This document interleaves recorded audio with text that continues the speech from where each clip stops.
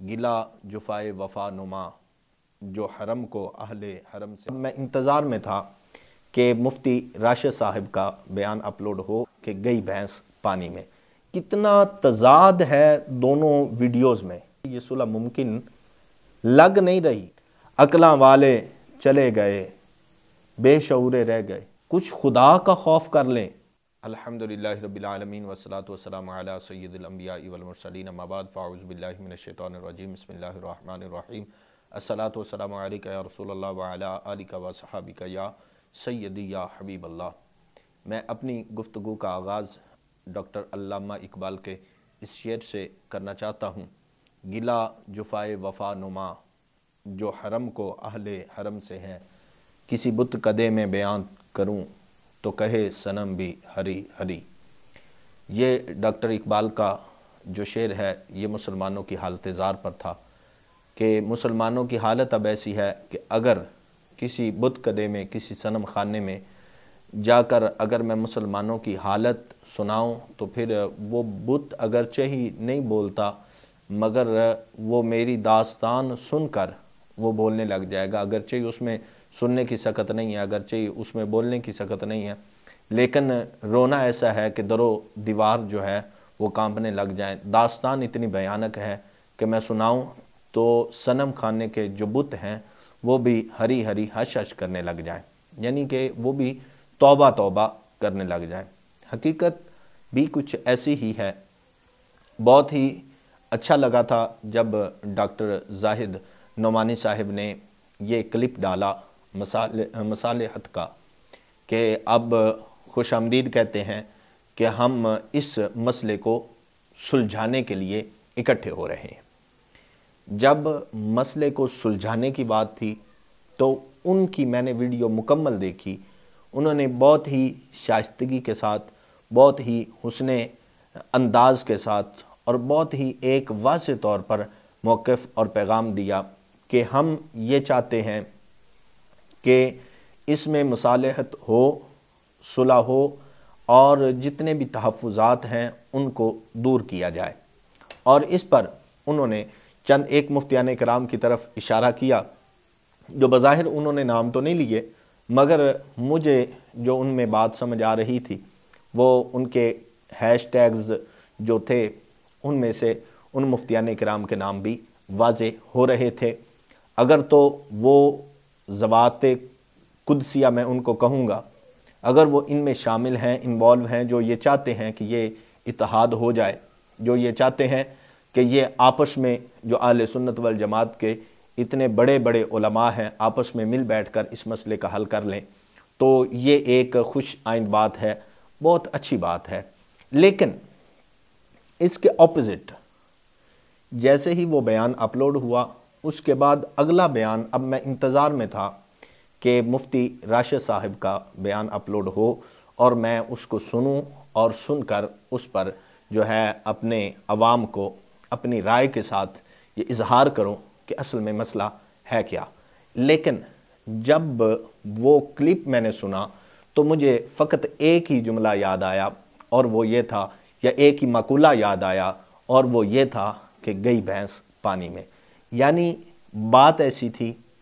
عنوان ایسا تھا، وہ ان کے الفاظوں کا انتخاب ایسا تھا کہ قبلہ پھر بھی جو ہے وہ ڈاکٹر زاہد نعمانی صاحب کو، مفتی زاہد نعمانی صاحب کو پھر بھی وکیل مطلق کہہ کے مخاطب کرتے رہے، اور جہاں تک مصالحت کی بات تھی ادھر سے یہ دعویٰ تھا کہ میرے پاس مفتی راشد صاحب کے پیغامات اور دیگر مفتیان کرام نے یا علماء نے یا اکابرین نے روابط کیے ہیں کہ آپ یوں نہ کریں، اور ہم نے ان کی آواز پہ لبیک کہا ہے، اور 3 دارالافتاء بڑے وہ بیٹھیں گے، ہم اپنا موقف تحریری طور پر دیں گے، پھر ان پہ وہ فیصلہ کریں گے، جیسا جو فیصلہ کریں گے وہ ہم قبول کریں گے۔ بات یہ تھی۔ لیکن اب جیسے مفتی راشد صاحب نے یہ بیان اپلوڈ کیا تو انہوں نے ڈائریکٹ ان باتوں کا تذکرہ کیا جو 30 دسمبر سے لے کر اب تک ہو چکی تھی، اور اس سے پہلے بھی انہوں نے وہ شارٹس کلپ بھی چلائے، انہوں نے وہ پوسٹیں بھی شیئر کیں، اور انہوں نے پھر سے ایک ویڈیو بنائی اور انہوں نے پھر کہا کہ میرا مطالبہ یہ ہے، میں یہ چاہتا ہوں کہ مجھے ڈاکٹر اشرف آصف جلالی صاحب کے سامنے بٹھایا جائے اور میں بڑے اچھے انداز سے شاگرد بن کر، طالب علم بن کر میں ان سے وہ سوال اور اپنے تحفظات دور کروں گا جو مجھے پیر کرم شاہ صاحب الازہری کی طرف سے ہیں، جو مجھے ڈاکٹر علامہ اقبال کی طرف سے ہیں، جو مجھے خادم حسین رضوی صاحب کی طرف سے ہیں، جو حسام الحرمین شریف کی کتاب ہے اعلیٰ حضرت کی اس کی طرف سے ہیں، اور دیگر جتنے بھی، انہوں نے وہ ساری لسٹ بنائی۔ انہوں نے کہا اگر ایسا نہیں ہو سکتا تو پھر وہ ان کو ڈاکٹر ظاہر نعمانی صاحب کو اپنا وکیل مطلق اور مکمل وکیل بنائیں، تو ان کے ساتھ میں 1 to 1 بیٹھ کے ملاقات کرنے کے لیے اور مکالمہ کرنے کے لیے اور اپنے تحفظات جو ہے ان کے سامنے رکھ کر ان کو تحفظات کو دور کرنے کے لیے میں راضی ہوں۔ کتنا تضاد ہے دونوں ویڈیوز میں۔ یا تو میں سمجھتا ہوں کہ دونوں ہی ایک دوسرے کے مخالف چل رہے ہیں، دونوں کو ہی پتہ نہیں ہے کہ صلح کروانے والے، یا پھر صلح کروانے والوں نے دونوں سے بات نہیں کی۔ جب نعمانی صاحب کی ویڈیو دیکھتے ہیں تو یہ سمجھ میں آتا ہے کہ دارالافتاء فیصلہ کرے گا اور فیصلہ ریٹن میں ہوگا۔ جب مفتی راشد صاحب کی بات کو سنتے ہیں تو پھر سمجھ میں آتا ہے کہ یہ پھر مکالمہ ہوگا، اکٹھی بیٹھک ہوگی اور وہاں پر تکرار، بحث و تکرار ہوگا اور اس کے بعد پھر فیصلہ ہوگا۔ یہ تو پھر وہی بات ہوئی نا کہ مناظرہ بھی کرنا ہے، صلح بھی کرنی ہے۔ صلح کا پہلا اصول یہ ہوتا ہے کہ جو کچھ ہو چکا اس کو ختم کر کے کسی بھی بات پر کوئی کلام نہیں کرنا، کسی بھی ٹاپک پر، کسی بھی ویڈیو پر کوئی کلام نہیں کرنا، صرف جتنے تحفظات ہیں وہ لکھنے ہیں اور انہوں کے جوابات لینے ہیں، اور اس پہ کوئی ویڈیو نہیں بنے گی۔ صرف یہ ریٹن صورت میں ہوگا اور جو متفقہ فیصلہ ہو جائے وہ قبول کیا جائے گا۔ بات تو فقط اتنی سی تھی نا، کام تو فقط اتنا تھا۔ لیکن اب پھر یہ صلح کی بات پر جب مفتی راشد صاحب نے مکالمہ یا مصالحت دونوں کا لفظ لکھا ہے نا اپنے تھم نیل پر، تو وہاں سے ہی اندازہ ہو جاتا ہے کہ یہ صلح ممکن لگ نہیں رہی، یا پھر صلح کروانے والے اتنی کوشش کر نہیں پائے کہ وہ ان دونوں کو ایک پیج پر اکٹھا کر سکیں۔ مفتی راشد صاحب کا جو انداز ہے اور جو انہوں نے اپنے اوپر لگنے والا انہوں نے الزام سمجھا، حالانکہ آپ دیکھ سکتے ہیں کہ جو مفتی صاحب نے مسئلہ خطا پر جو کلام کیا ہے وہ ڈائریکٹلی، اگر کوئی بھی بندہ اس پہ بات کرے، وہ نام ذکر کرے یا نہ کرے، وہ ڈائریکٹلی بات ڈاکٹر اشرف آصف جلالی صاحب کی ہوتی ہے۔ مفتی صاحب کب سے ڈاکٹر اشرف آصف جلالی صاحب کی طرف سے جو ہے نا وہ جواب دینے لگے، یا ان کو ڈاکٹر اشرف آصف جلالی صاحب سے تحفظات ہونے لگے؟ پھر اس کے بعد بات بڑھتی گئی تو ڈائریکٹ مفتی راشد صاحب نے جب بھی بات کی ہے ڈاکٹر جلالی صاحب کو مخاطب کر کے کیا ہے۔ ڈاکٹر جلالی صاحب کو ضرور ان کا جواب دینا چاہیے، لیکن ان کی طرف سے جو وکیل ہیں ان کے وہ جواب دے رہے ہیں، اور بات اب کیونکہ عوام میں انتشار کی ہے، بات اب عوام میں جو ہے وہ تذبذب پیدا ہونے کی ہے، بات اس کی ہے کہ عوام پریشان ہے۔ عوام اہل سنت کیا کرے کہ یہ تو آپس میں لڑ رہے ہیں، اور یہ حالت زار سن کے عوام کو بھی میرے خیال سے یہ کہنے پہ مجبور کر رہے ہیں ہم کہ ہم وہ ہیں کہ گل بھی گئے، گلشن بھی گئے، جنگلی تھتورے رہ گئے، عقلاں والے چلے گئے، بے شعورے رہ گئے۔ شاید ہم جان کر بھی بے شعور ہیں کہ اگر تو آپ صلح کر رہے ہیں تو پھر اتنی لمبی ویڈیو بنانے کا مقصد کیا ہے، اور پھر ان سارے تحفظات کو بیان کر کے اور پھر یہ کہنا کہ میں 1 to 1 ملاقات کروں گا، یہ کیا ہے؟ ادھر تو یہ ہے کہ دارالافتاء فیصلہ کرے گا،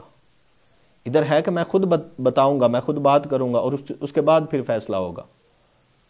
بھائی جب اکٹھا ہونا ہو تو پھر اتنی بڑی باتیں نہیں کی جاتی،